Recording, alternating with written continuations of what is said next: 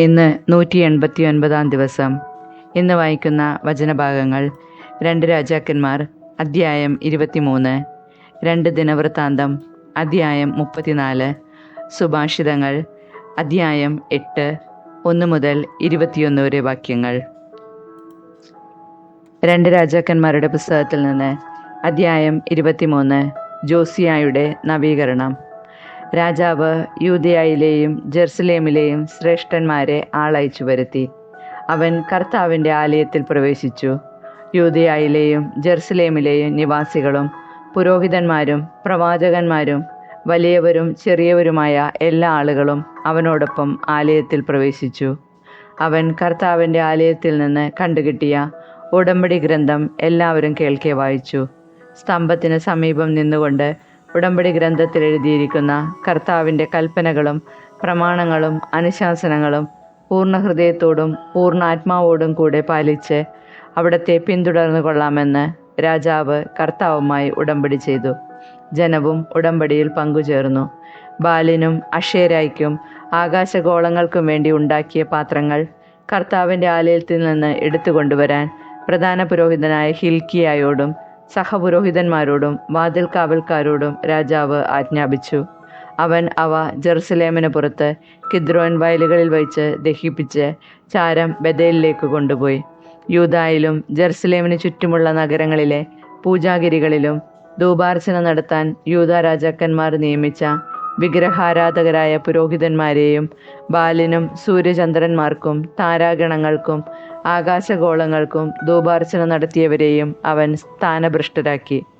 അവൻ കർത്താവിൻ്റെ ആലയത്തിൽ നിന്ന് അക്ഷേര പ്രതിഷ്ഠയെടുത്ത് ജെറുസലേമിന് പുറത്ത് കിദ്രോൻ അരുവിക്കരികെ കൊണ്ടുവന്ന് ദഹിപ്പിച്ച് ചാരമാക്കി പൊതുശ്മശാനത്തിൽ വിതറി. കർത്താവിൻ്റെ ആലയത്തിലെ ദേവപ്രീതിക്കായുള്ള പുരുഷവേശ്യാവൃത്തിക്കാരുടെ ഭവനങ്ങൾ അവൻ തകർത്തു.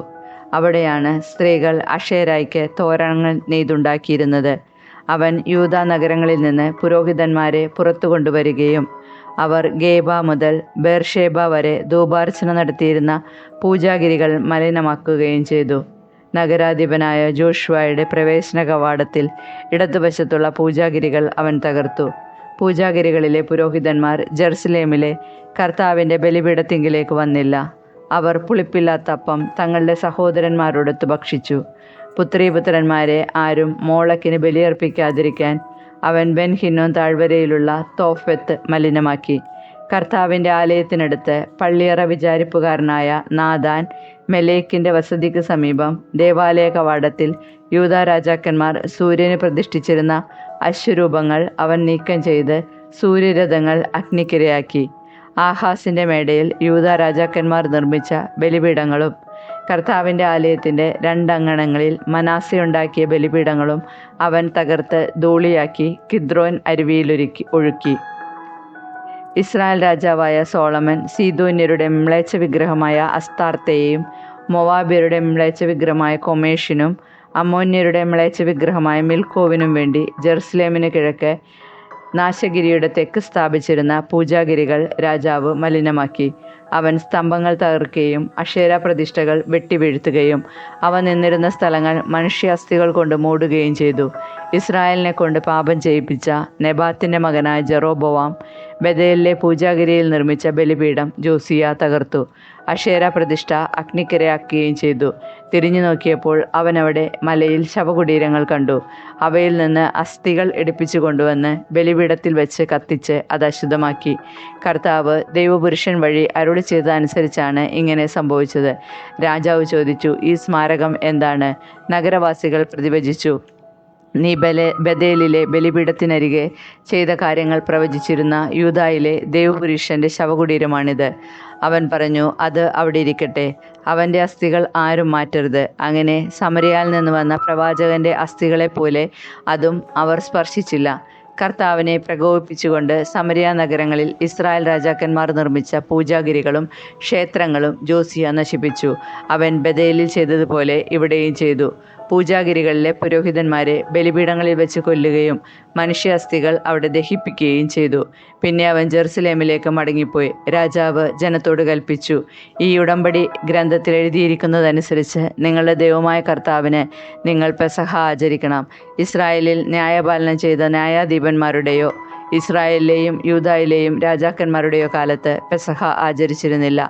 എന്നാൽ ജോസിയ രാജാവിൻ്റെ 18-ാം വർഷം ജെറുസലേമിൽ കർത്താവിന് പെസഹ ആചരിച്ചു. കൂടാതെ പുരോഹിതൻ ഹിൽക്കിയ കണ്ടെത്തിയ നിയമഗ്രന്ഥത്തിൽ എഴുതിയിരുന്നവ നടപ്പിലാക്കാൻ ജോസിയ യൂദായിലും ജെറുസലേമിലും ഉണ്ടായിരുന്ന ആഭിചാരക്കാരെയും ശകനക്കാരെയും കുലവിഗ്രഹങ്ങളെയും ബിംബങ്ങളെയും മറ്റു മ്ലേച്ഛതകളെയും നിർമ്മാർജ്ജനം ചെയ്തു.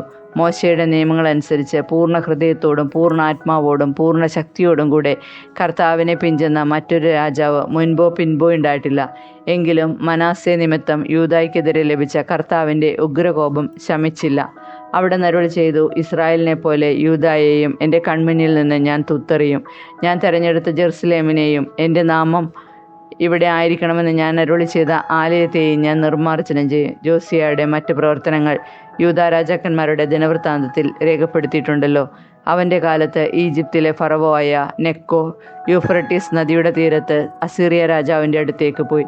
ജോസിയ രാജാവ് അവനെ നേരിട്ടു. മെഗിദോയിൽ വെച്ച് നെക്കോ അവനെ യുദ്ധത്തിൽ നിഗ്രഹിച്ചു. സേവകന്മാർ മൃതശരീരം ഒരു രഥത്തിൽ മെഗിദോയിൽ നിന്ന് ജെറുസലേമിൽ കൊണ്ടുവന്ന് അവൻ്റെ കല്ലറയിൽ സംസ്കരിച്ചു. അനന്തരം ജനം ജോസിയയുടെ മകൻ യഹോവഹാസിനെ രാജാവായി അഭിഷേകം ചെയ്തു. യഹോവഹാസ് രാജാവ് ഭരണമേൽക്കുമ്പോൾ യഹോവഹാസിന് 23 വയസ്സായിരുന്നു. അവൻ ജെറുസലേമിൽ 3 മാസം ഭരിച്ചു. ലിബ്നായിലെ ജെറമിയായുടെ പുത്രി ഹമുത്തലായിരുന്നു അവൻ്റെ മാതാവ്. പിതാക്കന്മാരെ പോലെ അവനും കർത്താവിൻ്റെ മുൻപിൽ തിന്മ പ്രവർത്തിച്ചു. അവൻ ജെറുസലേമിൽ ഭരിക്കാതിരിക്കാൻ നെക്കോ അവനെ ഹമാത്തിലെ റിബ്ലായിൽ തടവിലാക്കി 100 താലന്ത് വെള്ളിയും 1 താലന്ത് സ്വർണവും ദേശത്ത് നികുതി ചുമത്തി. ഫറവോ ആയ നെക്കോ ജോസിയയുടെ മകൻ എലിയാക്കമിനെ രാജാവാക്കുകയും അവൻ്റെ പേര് യഹോയാക്കീം എന്ന് മാറ്റുകയും ചെയ്തു. യഹോവഹാസിനെ നെക്കോ ഈജിപ്തിലേക്ക് കൊണ്ടുപോയി അവൻ അവിടെ വെച്ച് മരിച്ചു. യഹോയാക്കീം രാജാവ്. യഹോയാക്കീം ദേശത്ത് നിന്ന് പിരിച്ചെടുത്ത വെള്ളിയും സ്വർണവും ഫറവോയ്ക്ക് കപ്പമായി കൊടുത്തു. അതിനുവേണ്ടി ഓരോരുത്തരിൽ നിന്ന് നിശ്ചിത തൂക്കം വെള്ളിയും സ്വർണവും പിടിച്ചെടുത്തു. ഭരണമേൽക്കുമ്പോൾ യഹോയാക്കീമിന് 25 വയസ്സായിരുന്നു. അവൻ ജെറുസലേമിൽ 11 വർഷം മരിച്ചു. റാമായിലെ പെദായുടെ പുത്രി സെബീദ ആയിരുന്നു അവൻ്റെ അമ്മ. പിതാക്കന്മാരെ പോലെ അവനും കർത്താവിൻ്റെ മുൻപിൽ തിന്മ പ്രവർത്തിച്ചു. 2 ദിനവൃത്താന്ത പുസ്തകത്തിൽ നിന്ന് അധ്യായം 34. ജോസിയ. രാജാവാകുമ്പോൾ ജോസിയായ്ക്ക് 8 വയസ്സായിരുന്നു. അവൻ 31 വർഷം ജെറുസലേമിൽ വാണു. അവൻ കർത്താവിൻ്റെ മുമ്പാകെ നീതി പ്രവർത്തിച്ചു. പിതാവായ ദാവീദിൻ്റെ മാർഗത്തിൽ നിന്ന് അണുവിട വ്യതിചലിച്ചില്ല. അവൻ തൻ്റെ 8-ാം ഭരണവർഷത്തിൽ ചെറുപ്പമായിരിക്കെ തന്നെ പിതാവായ ദാവീദിൻ്റെ ദൈവത്തെ അന്വേഷിക്കാൻ ആരംഭിച്ചു. രാജാവായി 12 വർഷമായപ്പോൾ യൂദായിലും ജെറുസലേമിലും ഉണ്ടായിരുന്ന പൂജാഗിരികളും അക്ഷേര പ്രതിഷ്ഠകളും കൊത്തുവിഗ്രഹങ്ങൾ വാർപ്പ് പ്രതിമകൾ എന്നിവയും നശിപ്പിക്കാൻ തുടങ്ങി. അവൻ്റെ മുൻപിൽ വെച്ച് അവർ ബാലിൻ്റെ ബലിപീഠങ്ങൾ തകർത്തു. അവയ്ക്ക് മുകളിലുണ്ടായിരുന്ന ധൂപപീഠങ്ങൾ തല്ലിത്തകർത്തു. അക്ഷേര പ്രതിഷ്ഠകളും കൊത്തുവിഗ്രഹങ്ങളും വാർപ്പ് പ്രതിമകളും തച്ചുടച്ചു. അവ ധൂളിയാക്കി അവയ്ക്ക് ബലിയർപ്പിച്ചിരുന്നവരുടെ ശവകുടീരങ്ങൾക്ക് മീതെ വിതറി. പുരോഹിതന്മാരുടെ അസ്ഥികൾ ബലിപീഠങ്ങളിൽ വെച്ച് കത്തിച്ചു. അങ്ങനെ യൂദായെയും ജെറുസലേമിനെയും ശുദ്ധീകരിച്ചു. മനാസെ, എഫ്രായിം, ശിമെയോൻ തുടങ്ങി നഫ്താലി വരെയുള്ള ദേശങ്ങളിലെ നഗരങ്ങളിലും പ്രാന്തപ്രദേശങ്ങളിലും ഇത് തുടർന്നു. ഇസ്രായേൽ ദേശത്തുടനീളം ഉണ്ടായിരുന്ന ബലിപീഠങ്ങൾ അവൻ നശിപ്പിച്ചു. അക്ഷേര പ്രതിഷ്ഠകളും വിഗ്രഹങ്ങളും തകർത്ത് പൊടിയാക്കി. ധൂപപീഠങ്ങൾ ഇടിച്ചു പൊളിച്ചു. അനന്തരം അവൻ ജെറുസലേമിലേക്ക് മടങ്ങി. നിയമഗ്രന്ഥം കണ്ടുകിട്ടുന്നു. 18-ാം ഭരണവർഷത്തിൽ ദേശവും ആലയവും ശുദ്ധീകരിച്ചതിനു ശേഷം അസാലിയായുടെ മകൻ ഷാഫാനെയും നഗരാധിപനായ മാസേയെയും യോവാഹാസിൻ്റെ മകൻ രേഖകൾ സൂക്ഷിക്കുന്നവനുമായ യോവാഹിനെയും തൻ്റെ ദൈവമായ കർത്താവിൻ്റെ ആലയം പുനരുദ്ധരിക്കാൻ ജോസിയ നിയോഗിച്ചു. വാതിൽ കാവൽക്കാരായ ലേവ്യർ ദേവാലയത്തിൽ ശേഖരിച്ച പണം അവൻ പ്രധാന പുരോഹിതനായ ഹിൽക്കിയായെ ഏൽപ്പിച്ചു. ഈ പണം മനാസെ, എഫ്രായിം, ഇസ്രായേലിൻ്റെ മറ്റ് പ്രദേശങ്ങൾ, യൂദ, ബെഞ്ചമിൻ, ജെറുസലേം എന്നിവിടങ്ങളിൽ നിന്ന് പിരിച്ചെടുത്തതായിരുന്നു. അത് ജോലിയുടെ മേൽനോട്ടം വഹിച്ചിരുന്നവരെ ഏൽപ്പിച്ചു. അവർ പണം ദേവാലയത്തിൻ്റെ കേടുപോക്കാൻ ഉപയോഗിച്ചു. യൂദാ രാജാക്കന്മാരുടെ അശ്രദ്ധ കാരണം ജീർണിച്ചു പോയ കെട്ടിടങ്ങളുടെ കേടുപോക്കുന്നതിന് ചെത്തിയെടുത്ത കല്ലും തുലാങ്ങൾക്കുള്ള തടിയും വാങ്ങാൻ മരപ്പണിക്കാർക്കും കൽപ്പണിക്കാർക്കും അവർ ആ പണം കൊടുത്തു. പണിക്കാർ വിശ്വസ്തയോടെ ജോലി ചെയ്തു. അവരുടെ മേൽനോട്ടം വഹിക്കുന്നതിന് മെറാറി വംശജനായ യഹയഹത്ത്, ഒബാദിയ, കൊഹാത്ത് വംശജരായ സക്രിയ, മെഷുല്ലാം എന്നീ ലേവ്യരെ നിയോഗിച്ചു. സംഗീതോപകരണങ്ങൾ വൈദഗ്ധ്യമുള്ള ലേവ്യർ ചുമടെടുക്കുന്നവരുടെയും മറ്റേതുതരം ജോലി ചെയ്യുന്നവരുടെയും ചുമതല വഹിച്ചു. ലേവ്യരിൽ ഇനിയും ചിലർ പകർത്തെഴുത്തുകാരും സേവകന്മാരും വാതിൽ കാവൽക്കാരുമായിരുന്നു.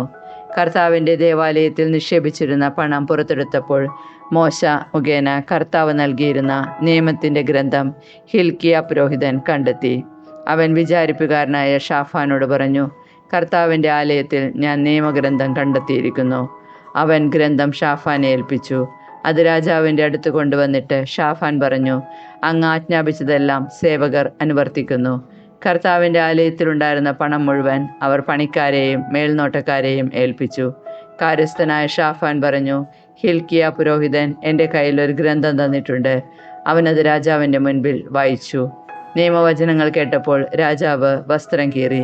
ഹിൽക്കിയ, ഷാഫാൻ്റെ മകൻ അഹീക്കാം, മിക്കായുടെ മകൻ അബ്ദോൻ, കാര്യസ്ഥൻ ഷാഫാൻ, രാജസേവകനായ അസായ എന്നിവരോട് രാജാവ് കൽപ്പിച്ചു, നിങ്ങൾ പോയി എനിക്കും ഇസ്രായേലിലും യൂദായിലും അവശേഷിക്കുന്ന ജനത്തിനു വേണ്ടി ഈ ഗ്രന്ഥത്തിലെ വചനങ്ങളെപ്പറ്റി കർത്താവിനോട് ആരായുവിൻ.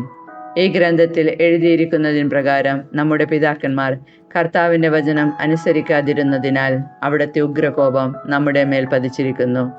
ഹിൽക്കിയായും രാജാവ് അയച്ച മറ്റുള്ളവരും കൂടി ഹുൽദ പ്രവാചികയുടെ അടുക്കൽ ചെന്ന് വിവരമറിയിച്ചു. ഹസ്രായുടെ മകനായ തോഖത്തിന്റെ മകനും വസ്ത്രം സൂക്ഷിപ്പുകാരനുമായ ഷല്ലൂമിൻ്റെ ഭാര്യയാണ് അവൾ. പുതിയ ജെറുസലേമിലാണ് അവൾ പാർത്തിരുന്നത്.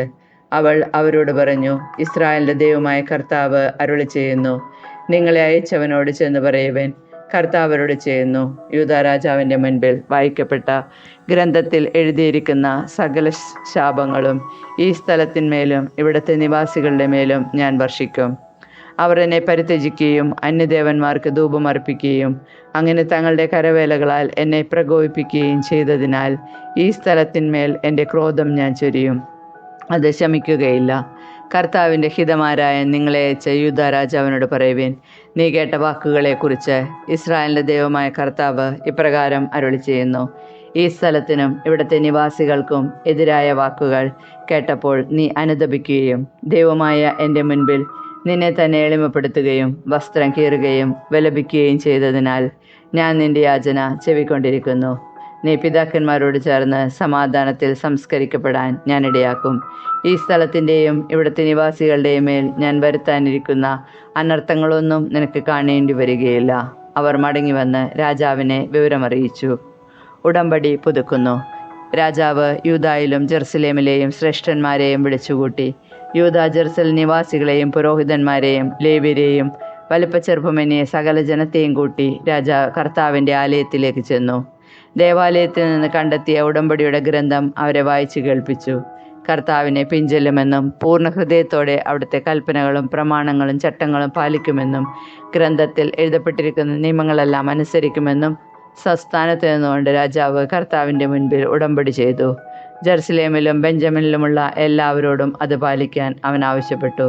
തങ്ങളുടെ പിതാക്കന്മാരുടെ ദൈവവുമായി ചെയ്ത ഉടമ്പടി ജെറുസലേം നിവാസികൾ അനുസരിച്ചു. ഇസ്രായേൽ ദേശത്തുണ്ടായിരുന്ന സകല മ്ലേച്ഛതകളും ജോസിയ നീക്കം ചെയ്തു. തങ്ങളുടെ ദൈവമായ കർത്താവിനെ ആരാധിക്കാൻ ഇസ്രായേൽ നിവാസികളെ നിർബന്ധിച്ചു. അവൻ്റെ ജീവിതകാലം മുഴുവൻ തങ്ങളുടെ പിതാക്കന്മാരുടെ ദൈവമായ കർത്താവിനെ സേവിക്കുന്നതിന് അവൻ പിന്മാറിയില്ല. സുഭാഷിതങ്ങൾ അധ്യായം 8 1 മുതൽ 21 വരെ വാക്യങ്ങൾ. ജ്ഞാനം ദൈവദാനം. ജ്ഞാനം വിളിച്ചു പറയുന്നതും അറിവ് ഉച്ചത്തിൽ ഘോഷിക്കുന്നതും കേൾക്കുന്നില്ലേ? തെരുവീഥികളിലും വഴിയരികിലുള്ള കുന്നുകളിലും അവൾ നിലയുറപ്പിക്കുന്നു. നഗരകവാടത്തിൽ വാതിലിനരികെ നിന്നുകൊണ്ട് അവൾ വിളിച്ചു പറയുന്നു, മനുഷ്യരെ, ഞാൻ നിങ്ങളോടാണ് വിളിച്ചു പറയുന്നത്. നിങ്ങളെല്ലാവരെയുമാണ് ഞാൻ ആഹ്വാനം ചെയ്യുന്നത്. അല്പബുദ്ധികളെ, വകതിരിവ് പഠിക്കുവിൻ. ഭോഷരെ, ശ്രദ്ധിക്കുവിൻ, കേൾക്കുവിൻ. ഉത്തമമായ കാര്യങ്ങളാണ് ഞാൻ പറയാൻ പോകുന്നത്. എൻ്റെ അധരങ്ങളിൽ നിന്ന് ഉചിതമായ വാക്കുകൾ പുറപ്പെടും.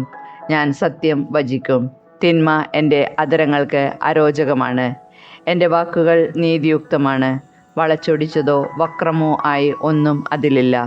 ഗ്രഹിക്കുന്നവന് അവ ഋജുവാണ്, അവ നേടുന്നവർക്ക് ന്യായയുക്തവും. എൻ്റെ പ്രബോധനം വെള്ളിക്ക് പകരവും എൻ്റെ ജ്ഞാനം വിശിഷ്ടമായ സ്വർണത്തിന് പകരവുമാണ്. എന്തെന്നാൽ ജ്ഞാനം രത്നങ്ങളെക്കാൾ ശ്രേഷ്ഠമത്രേ. നിങ്ങൾ അഭിലഷിക്കുന്നതൊന്നും അതിന് തുല്യമല്ല. ജ്ഞാനമാണ് ഞാൻ, എൻ്റെ വാസം വിവേകത്തിലും. അറിവും വിവേചനാശക്തിയും എനിക്കുണ്ട്. ദൈവഭക്തി തിന്മയെ വെറുക്കലാണ്. അഹംഭാവം, ഗർവ്, ദുർമാർഗം, ദുർവചനം എന്നിവ ഞാൻ വെറുക്കുന്നു. മാർഗനിർദ്ദേശ വൈഭവവും കാര്യശേഷിയും എനിക്കുണ്ട്. അറിവും ശക്തിയും എൻ്റേതാണ്. രാജാക്കന്മാർ ഭരിക്കുന്നതും അധികാരികൾ നീതി നടത്തുന്നതും ഞാൻ മുഖേനയാണ്. ഞാൻ മുഖാന്തരം നാടുവാഴികൾ അധികാരം നടത്തുന്നു. പ്രഭുക്കന്മാർ ഭൂമി ഭരിക്കുന്നതും അങ്ങനെ തന്നെ. എന്നെ സ്നേഹിക്കുന്നവരെ ഞാനും സ്നേഹിക്കുന്നു. ജാഗരൂകതയോടെ അന്വേഷിക്കുന്നവർ എന്നെ കണ്ടെത്തുന്നു. സമ്പത്തും ബഹുമാനവും നിലനിൽക്കുന്ന ധനവും ഐശ്വര്യവും എൻ്റെ അടുക്കലുണ്ട്. എന്നിൽ നിന്നുള്ള ഫലം സ്വർണത്തേക്കാൾ തങ്കത്തേക്കാൾ പോലും ശ്രേഷ്ഠമത്രേ. എൻ്റെ ഉൽപ്പന്നം വിശിഷ്ടമായ വെള്ളിയേക്കാളും. ഞാൻ നീതിയുടെ മാർഗത്തിലും ന്യായത്തിൻ്റെ പാതകളിലും ചരിക്കുന്നു. ഞാൻ എന്നെ സ്നേഹിക്കുന്നവരെ സമ്പന്നരാക്കി അവരുടെ ഭണ്ഡാരം നിറയ്ക്കുന്നു.